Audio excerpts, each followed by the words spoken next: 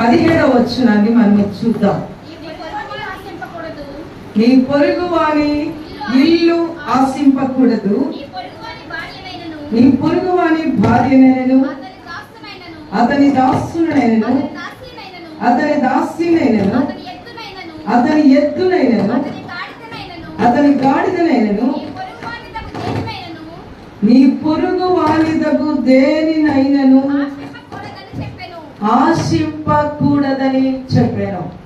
ఈ మర్మాలు మనం నేర్చుకుందాం. వాక్యాన్ని మనం సవిస్తరంగా 2 నిమిషాలు దేవుని సన్నిధిలో వినడానికి ప్రయత్నం చేద్దాం. ఈ వాక్యం నా వెనక చెప్పండి.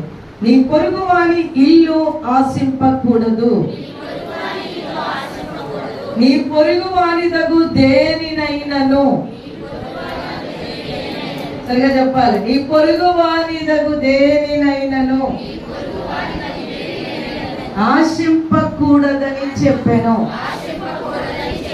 ఎన్ని ఆజ్ఞలు మనకి? ఎన్ని ఆజ్ఞలు ఎంతమందికి తెలుసు? ఆజ్ఞ, కట్టడ, నియమం, కమాండ్మెంట్. దాన్ని మనం ఆచరించాలి. దానిలో చివరి ఆజ్ఞ 10 ఆజ్ఞలలో మోషేకు దేవుడు సెలవిచ్చాడు. ఇశ్రాయేలు ప్రజలకు ఈ ఆజ్ఞలు, కట్టడల విధులను వారికి నేర్పు. ఆ బట్టలో వారు నడవటానికి నీవు వారికి జ్ఞాన ఉపదేశము చేయి. ఇవి నా ఆజ్ఞలు అని దేవుడు 10 ఆజ్ఞలను మోషే ద్వారా వ్రాయించినాడు. దానిలో చాలా మంది ఇళ్లలో కూడా ఈ 10 ఆజ్ఞలు పెట్టుకొని ప్రతిదినము చదువుతారు. మరి ఎంతమందికి ఆశ ఉందో నాకు తెలియదు. కానీ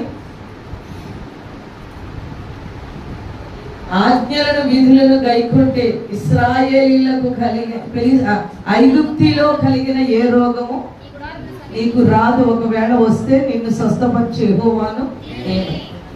బలహీనతలు, పరిస్థితులు, స్థితిగతులు ఎందుకు మారుతున్నాయో ఆజ్ఞాతిక్రమమే పాపం. ఎక్కడో తప్పిపోతున్నాం.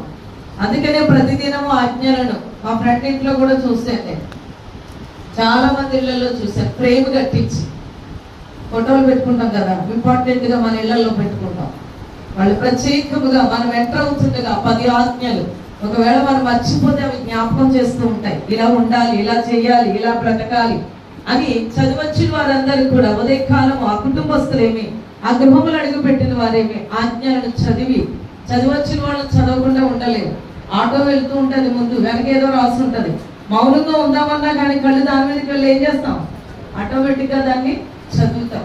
అదే మన గృహాలలోకి ఎవరైనా వచ్చినప్పుడు ఇలాంటి ఆజ్ఞలు, కట్టడలు, వాక్యాలు మనం పెట్టుకుంటే ఆటోమేటిక్